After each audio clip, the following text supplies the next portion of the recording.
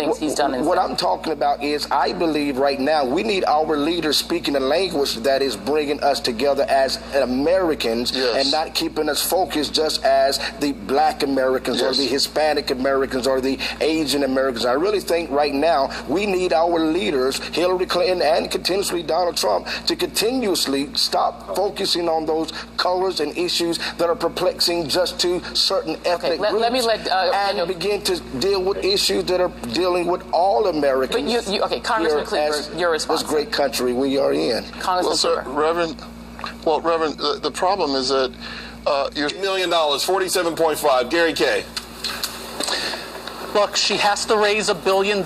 She's going to go wherever the money is. She's going to rip on Wall Street, and then she's going to meet with them and kiss, and then ask for it, and they're going to give it to her. As long as she knows they're going to give it to her, she's going to come forward. And you got to realize, if somebody has a big amount of money and don't like her, then you're a racist. So this has been going on forever. It's going to continue going forward. The hypocrisy is at its highest level it can be, and it's never going to end. Julie. Welcome to the world. Well, first I'll leave my boy JT alone. I was the oldest person at his concert with that. Actually attacking them every day, class warfare every day. No, he's not. Not as bad. His plan would help them. His plan would give them all tax breaks. That's true.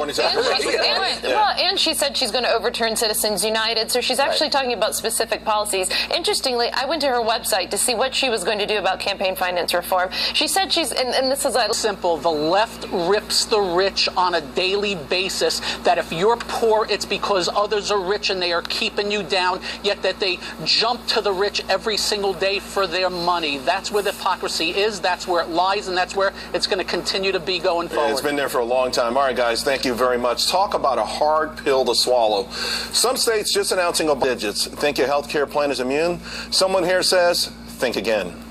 A Trump Town Hall special encore presentation inside the immigration crisis. Saturday, victims share their first-hand horror stories. Then Sunday, officers sound off on securing the border. Plus the candidate's full immigration plan. Hannity hosts this Trump Town Hall exclusive. It's shifting more voters his way. His campaign manager, Kellyanne Conway, on the next Fox News Sunday.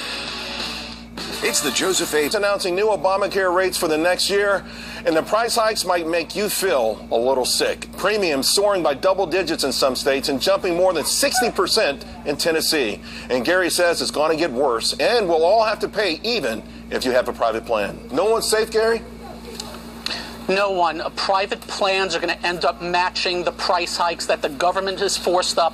When you have young people that don't need insurance not buying it to subsidize the chronically ill, that's where trouble begins. It's government forcing the issue, and that's where prices get out of whack. And just remember, we've been Gruberized here. John Gruber, who is one of the architects, came out and said that the transparency, that we don't know what the heck we're doing, and we're a bunch of stupid idiots. And guess what? Yes, we are, because we're paying for all this. Well, Pat Riley, he patented three-peat, and he always gets paid on it. Go out there and get Gruberizing, because you own that, my man. Scott, what do you think? Well, right outside my door here in Illinois, Charles, it's even worse. I mean, we have one of the local exchanges, their local co-ops that was created by the exchange just go bankrupt. We were actually on that plan, my family was. We got kicked off it just about a month ago. We've lost our plan every year since we've been part of the ACA. Our premiums have gone up. We've lost access to doctors. As Gary put out, it's only going to get worse because now some of the big carriers are losing money on the exchanges. They're pulling out. They're hurting. They don't want any part of it. Yeah, Morgan, I mean, to his point, my company, same thing. We got kicked out right away, and it's been an amazing struggle. But for regular folks out there who've already lost their doctors, how the heck can they keep up double digits, even 60% in Tennessee? You can. And if Donald Trump was smart and had some message discipline in October, this could be actually a good month for him politically. Unfortunately, it's bad for everyone who's experiencing this. But here's an opportunity to point out the failures once again of big government. Why are the major insurers walking away? Because this is private business. If you don't make money and you're losing tons of money, you're going to walk away from the deal, which is what they're doing, and it's hurting all of us. Well, the big boys, let's face it, they wrote this, and the first couple of years they built in a mechanism so that if they lost money, the government paid for it. That goes away next month. So Aetna's out and the rest of these guys, Charlie. And one of the key problems was that there was never true competition anyway. Listen, this is I don't think anybody really understands what is here right now. This is always a Rube Goldberg sort of contraption that they developed. It wasn't quite quite socialized medicine. It was more like socialized health insurance, something that's already really socialized and made even worse when it really came down to it. And the bottom line is that when you force everybody to get insurance, there's going to be cost overruns, and there's particularly in this really inefficient market where doctors get sued all the time, where there's cost overruns. The premium is going to keep going up, and most average people will get screwed on this. Right, and when you force everyone, but the young folks who won't get sick and won't use it, refuse to play the game, Julie. That's been one of the problems. But it's riddled with a lot of problems. It is, and it needs a fix. And Charlie's head's really going to explain healthcare reform. This was health insurance reform. That's what I said. And but when you don't, if you cut out the middleman, get rid of health insurance companies.